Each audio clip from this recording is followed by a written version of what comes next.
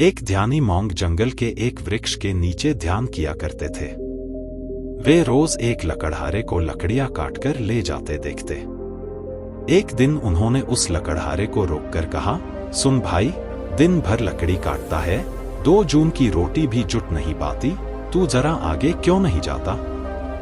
वहां आगे चंदन के वृक्षों का जंगल है, एक दिन काट लेगा तो 7 दिन के खाने की व्यवस्था हो जाएगी।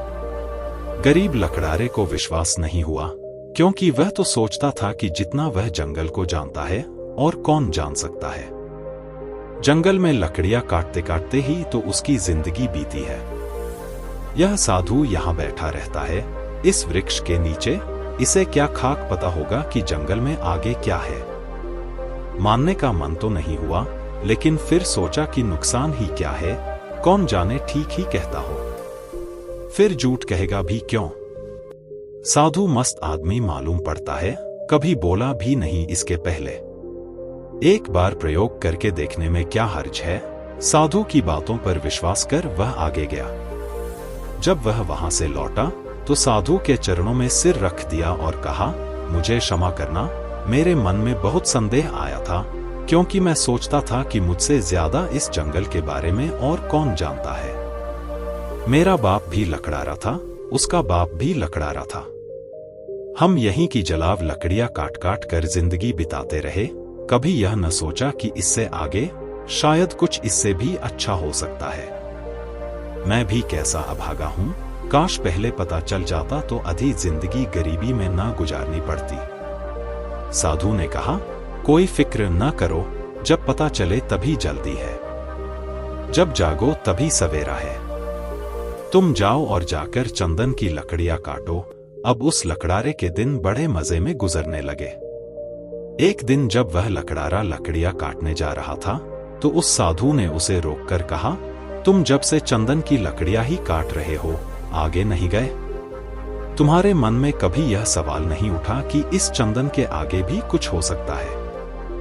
लकड़हारे ने कहा, यह तो मुझे सवाल ही नहीं आया कि चंदन के आगे भी कुछ हो सकता है। साधु ने कहा, चंदन के जड़ आगे जाओ तो वहां चांदी की खदान है। लकड़ियां काटना छोड़ो, एक दिन ले जाओगे, 2-4 महीने के लिए हो जाएगा। अब तो वह 4-5 महीने में एक बार आता, चांदी लेता और अगले 4-5 महीने आराम से रहता। ऐसे ही कुछ साल गुजरे गए। एक दिन जब वह चांदी लेने जंगल जा रहा था तो वह साधु उसे फिर उसी पेड़ के नीचे बैठा मिला। साधु ने लकड़हारे से कहा, अभी भी तुम चांदी ला रहे हो, थोड़ा और आगे जाओ, वहां सोने की खदानें हैं। जब वह लकड़हारा चांदी की खदानों से कुछ मील आगे गया तो देखा कि वहां सचमुच सोने की खदानें थी, इतना सोना जो उसकी पूरी जिंदगी बदल सकता था।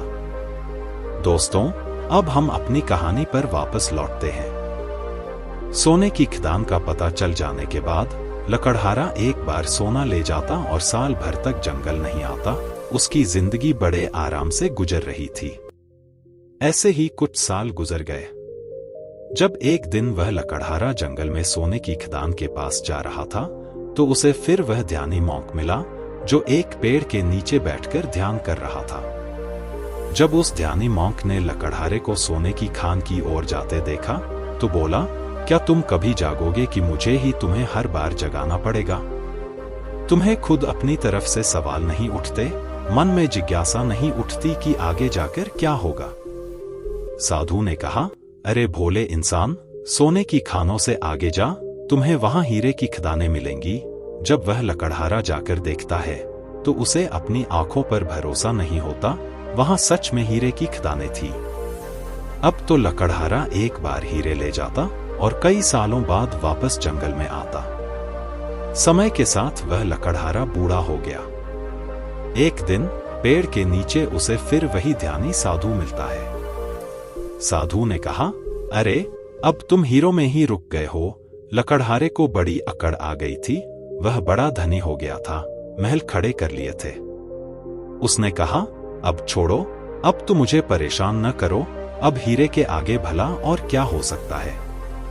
उस मॉन्क ने कहा, हीरों के आगे मैं हूं। तुम्हें यह कभी ख्याल नहीं आया कि यह आदमी मस्त यहां बैठा है, जिसे पता है हीरों की खदाने का, वह हीरे नहीं भर रहा। इसको हीरों से भी आगे कुछ बड़ा और बहुमूल्य मिल गया होगा, तभी वह यहाँ निश्चिंत पेड़ के नीचे बैठा रहता है। तुम्हें यह कभी विचार नहीं आया? साधु की बात सुनकर वह सेठ रोने लगता है और उस ध्यानी मॉन्क के पैर पकड़ लेता है और कहता है, मैं भी कैसा मूर्ख हूं जो यह देख ही नहीं पाया कि जिसने यह सभी सोने, चांदी, हीरे, ज्वेल्स छोड़ दिए, उसके पास जरूर इन हीरे ज्वेल्स से भी बड़ा कुछ होगा। साधु ने कहा, मैं तुम्हें बताना चाहता हूं, उस धन का नाम है ध्यान। लकड़हारे ने कहा, लेकिन मुझे तो ध्यान करना आता ही नहीं। साधु ने कहा, ध्यान करना बहुत सरल है। बाहर का धन तो बहुत इकट्ठा कर लिया, अब जरा भीतर की ओर जाओ, आराम से बैठ जाओ और देखो कि तुम्हारे भीतर क्या चल रहा है। अगर कोई अनुभव हो तो उसे पकड़ने मत रहो, बस देखो। हो सकता है तुम्हें अनुभव कभी न मिले। जब कोई अनुभव न रहेगा, कोई विचार न रहेगा, तब तुम निर्विकल्प समाधि में रहोगे। तब न दृष्टि बचेगी और न ही दृष्टा, केवल शून्य होगा और उस शून्य में ही जलता है बोध का दिया, आत्मज्ञान का दिया। ध्यान करने के लिए हमेशा तैयार रहें।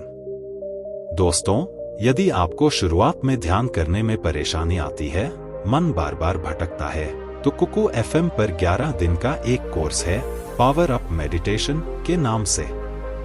आप इसे भी अवेल कर सकते हैं। यह आपके माइंडसेट को बेहतर करने में मदद करेगा। धन्यवाद।